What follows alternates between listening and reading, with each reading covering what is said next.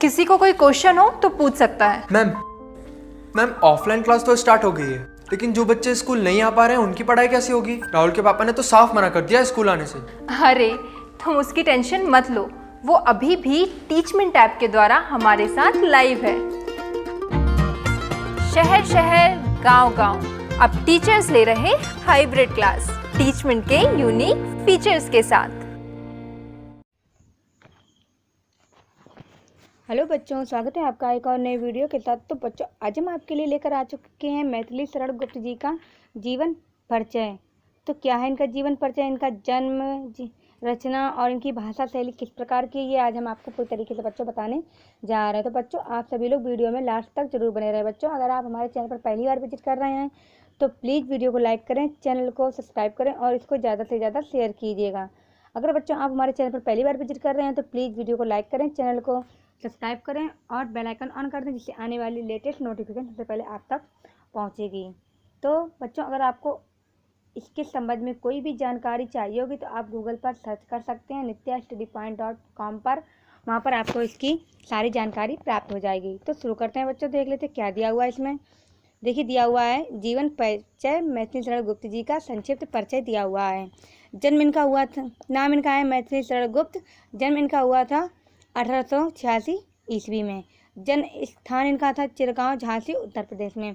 मृत्यु उनकी हुई थी 1964 ईस्वी में। मृत्यु स्थान इनका था जहाँ इनकी मृत्यु हुई थी चिरगांव, झांसी। पिता का नाम इनका था सेठ रामचरण गुप्ता। माता जी का नाम था काशी बाई। गुरु जी इनके थे महावीर प्रसाद द्विवेदी।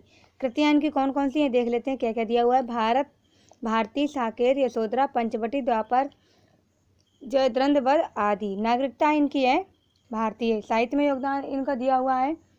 अपने काव्य में राष्ट्रीय भावों की गंगा बहाने का श्रेय गुप्त जी को द्विवेदी युग के यह अनमोल रतन रहे हैं। मुख्य रचना इनकी दी हुई है साकेत। पत्नी का नाम था ज्ञात नहीं है।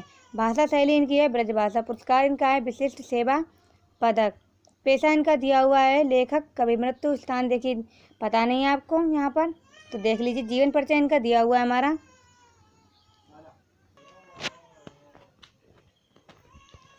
देखिए, जीवन परिचय इनका दिया हुआ है। राष्ट्रकवि मैथिली शरण गुप्त का जन्म झांसी जिले के चिरगांव नामक स्थान पर 1886 ईस्वी में हुआ था। इनके पिताजी का नाम सेठ रामचंद्र गुप्त और माता का नाम काशीबाई था। इनके पिता को हिंदी साहित्य से विशेष प्रेम था। गुप्त जी पर अपने पिता का पूर्ण प्रभाव पड़ा। इनकी प्राथमिक शिक्षा चिरगांव तथा माध्यमिक शिक्षा मैकडोनल्ड हाई स्कूल झांसी से हुई। घर पर ही अंग्रेजी, बांग्ला, संस्कृत एवं हिंदी का अध्ययन करने व गुप्त जी की प्रारंभिक रचनाएं कोलकाता से प्रकाशित होने वाले वैश्योपकारक नामक पत्र में छपती थी। आचार्य महावीर प्रसाद द्विवेदी जी के संपर्क में आने पर उनके आदेश, उपदेश एवं श्रेयमय परामर्श से इनके काम में पर्याप्त निखार आया। भारत सरकार ने इन्हें पद्म भूषण से सम्मानित किया। 12 दिसंबर 1964 को माँ भारती का सच्चा सपूत सदा के लिए पंचतत्व में विलीन हो गया। फिर इसके बाद देखिए दिया हुआ साहित्यिक परिचय। गुप्ता जी ने खड़ी बोली के स्वरूप के निर्धारण एवं विकास में अपना महत्वपूर्ण योगदान दिया। गुप्त जी की प्रारंभिक रचनाओं में इतिवृत्त कथन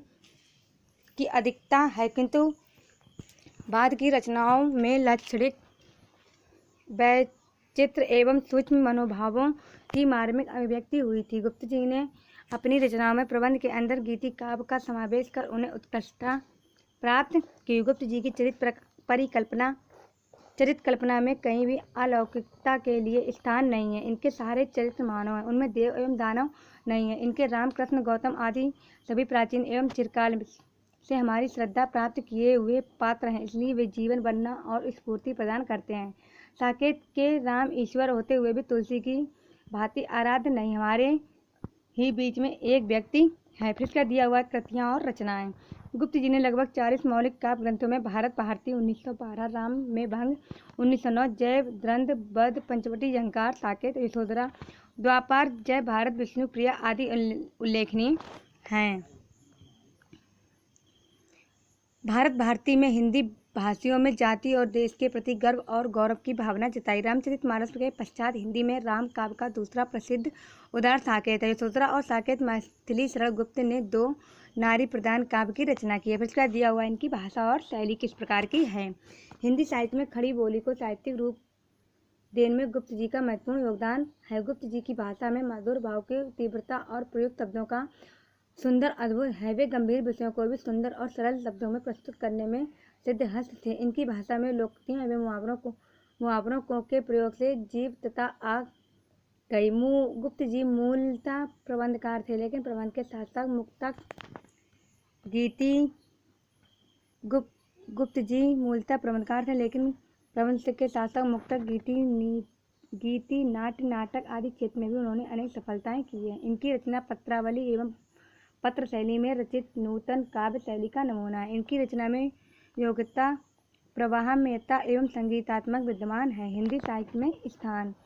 मैथिली शरण गुप्त जी की राष्ट्रीयता की भावना से ओतप्रोत रचनाओं के कारण हिंदी साहित्य में इनका विशेष स्थान है। हिंदी काव्य राष्ट्रीय भावों की पुनीत गंगा को बहाने का श्रेय को हुई है। अतः ये सच्चे अर्थों में लोगों के राष्ट्रीय भावनाओं को भरकर उनमें जन जागृति लाने वाले राष्ट्र कवि हैं। इनके काव्य हिंदी साहित्य की अमूल्य निधि है। राष्ट्र प्रेम गुप्त जी की कविता का प्रमुख स्वर है। भारत भारती में प्राचीन भारतीय संस्कृति का प्रेरणाप्रद चित्रण हुआ है। इस रचना में व्यक्ति स्वदेश प्रेम ही इनकी पार्वती रचनाओं में राष्ट्र प्रेम और नवीन राष्ट्रीय भावनाओं में परिगत हो गया। इनकी कविता में आज की समस्याओं और विचारों के स्पष्ट दर्शन होते हैं।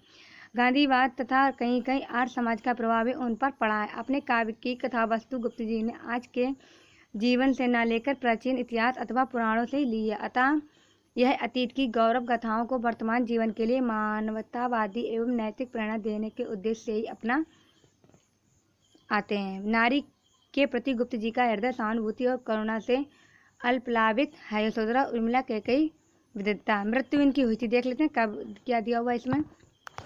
मैथिली शरण गुप्त जी पर गांधी जी का भी गहरा प्रभाव पड़ा, इसलिए उन्होंने राष्ट्रीय आंदोलन में भी भाग लिया और कारावास की यात्रा भी की।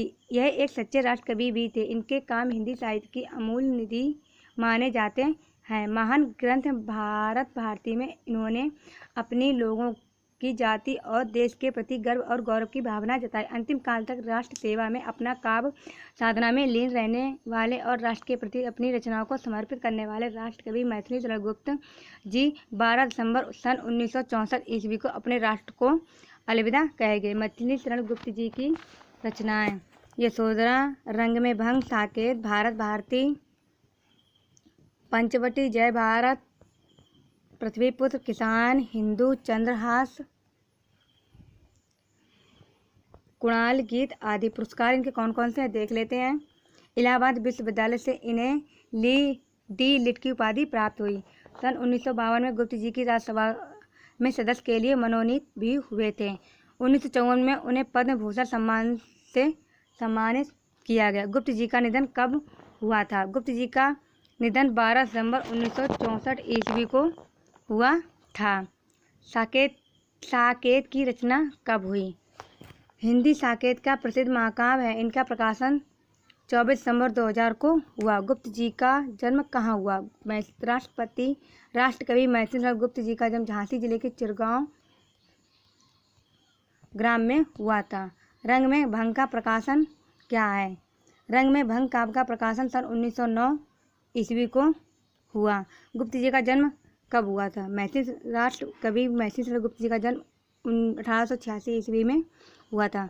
मैथिली शरण गुप्त जी की भाषा क्या थी?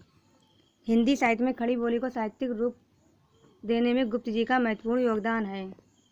गुप्त जी की भाषा में मधुर भाव की तीव्रता और प्रयुक्त शब्दों का सुंदर अद्भुत है। वे गंभीर विषयों को भी सुंदर और सरल शब्दों में प्रस्तुत करने में सिद्धहस्त थे। इनकी भाषा में लोकोक्तियों एवं मुहावरों को के प्रयोग से जीवंतता आ गई। गुप्त जी मूलतः प्रबंधकार थे, लेकिन प्रबंध के साथ साथ मुक्तक, गीत का नाट्य नाटक आदि क्षेत्र में भी इन्होंने अनेक सफलताएं की है। इनकी रचना पत्रावली पत्र शैली में रचित नूतन काव्य शैली का नमूना है। इनकी शैली में योग्यता, प्रवाहमयता एवं संगीतात्मकता विद्यमान है। पत्रावली किस काव्य शैली का नमूना है? इनकी रचना पत्रावली पत्र शैली में रचित नूतन काव्य शैली का नमूना है। मैथिली शरण गुप्त की भाषा शैली में क्या विद्यमान है? इनकी शैली में गेयता, प्रवाहमयता एवं संगीतात्मकता विद्यमान है। तो बच्चों देखिए, हमने आपको बताया महर्षि शरण गुप्त जी का जीवन परिचय किस प्रकार से, ये हमने आपको पूरी तरीके से बताया है।